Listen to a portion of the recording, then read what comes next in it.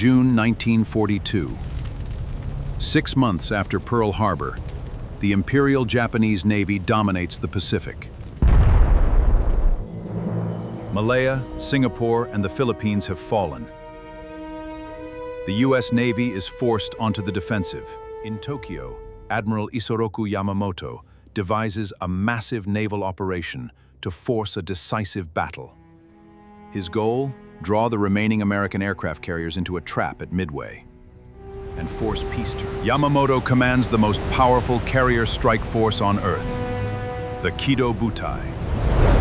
Yet within 4 days, 4 of Japan's premier fleet carriers were lying. In April 1942, the Doolittle raid struck Tokyo, shocking Japanese high commanders. Yamamoto insisted on securing Midway to eliminate the threat once and for all. Pearl Harbor, dry dock crews performed a miracle on the damaged USS Yorktown. Estimated to take 3 months to fix, American engineers made her battle-ready in just 72 hours. In a basement in Hawaii, codebreakers at Station HYPO worked frantically to crack code JN25. With a fake water distress message, they confirmed AF was Midway.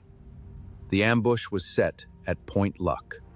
The battle would pit 2 radically different naval doctrines and aircraft against each other. The Mitsubishi A6M0 possessed unmatched agility and climb rate, dominating dogfights. However, it lacked armor plating and self-sealing fuel tanks, making it vulnerable to fire. The American SBD Dauntless dive bomber was slow but extremely rugged and stable during a steep dive. Conversely, Japanese carriers featured enclosed hangars crammed with loose explosives, while American carriers utilized open hangars and CXAM radar for early detection. At 4:30 a.m. on June 4, 1942, Nagumo launched 108 aircraft against Midway. Despite heavy damage, the airfield remained operational and a second strike was requested. Nagumo faced a fatal dilemma: rearm reserve planes with land bombs or wait for American ships, turning order into chaos as unsecured bombs and torpedoes littered the lower hangar decks. Between 9:30 and 10 a.m., low-flying American torpedo bombers attacked without fighter cover. Japanese Zeros wiped them out at low altitude, leaving the high skies completely open. At precisely 10:22 a.m., Wade McCluskey and Richard Best led 47 Dauntless bombers out of the clouds, and in just 5 minutes, 1,000-pound bombs slammed through the decks of Akagi, Kaga, and Sōryū, triggering catastrophic secondary explosions that turned the hangars into raging infernos. By evening, all 4 Japanese fleet carriers were mortally wounded, a moment often called a 5-minute miracle. Though Japan's defeat was rooted in industrial reality, losing 110 irreplaceable veteran pilots while American shipyards prepared to build over 20 fleet carriers during the war. Amidst the burning fleet, only Hiryū remained untouched, prompting Rear Admiral Taman Yamaguchi to launch an immediate counterstrike.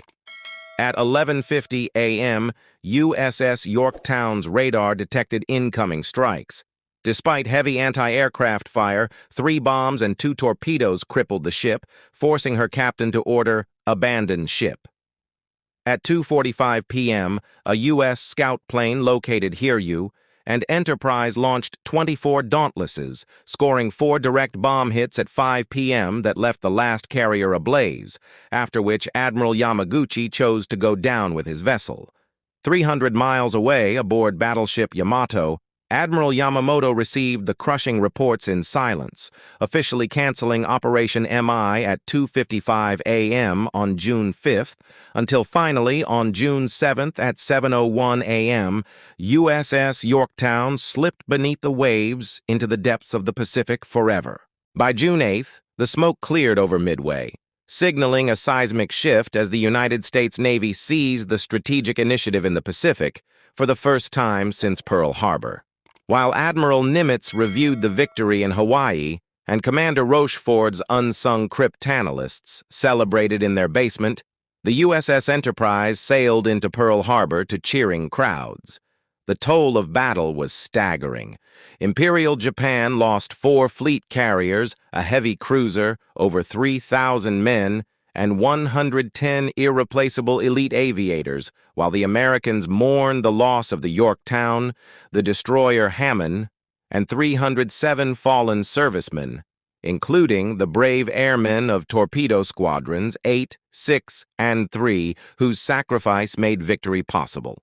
Desperate to conceal the disaster, Tokyo imposed strict military censorship, placing wounded survivors under armed guard while staging fake victory parades for a blissfully unaware public.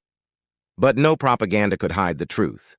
The feared Kido Butai was destroyed, and Japan's war machine stood no chance against an American industrial juggernaut that would build over 20 fleet carriers to Japan's 4, setting the stage for U.S. Marines to storm Guadalcanal just 2 months later.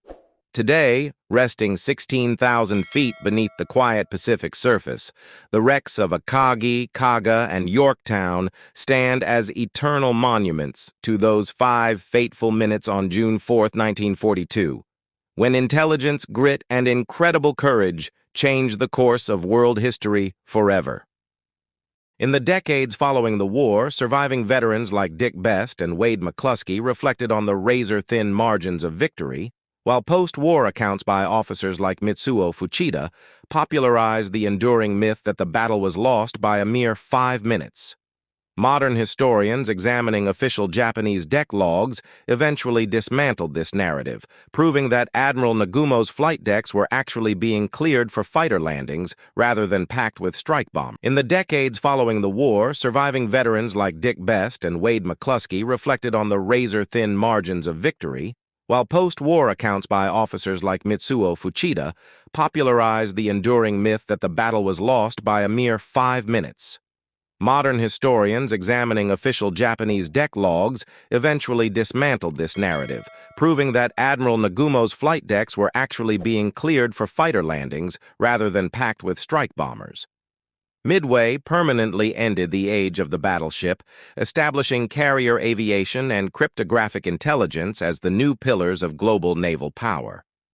Standing alongside Stalingrad and El Alamein as one of World War II's decisive turning points, the battle's hard-won lessons on adaptability versus tactical arrogance are still taught in military academies across the world today.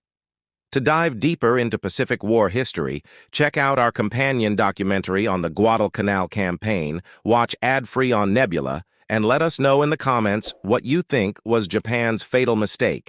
Don't forget to like, subscribe, and keep exploring history with real-time history.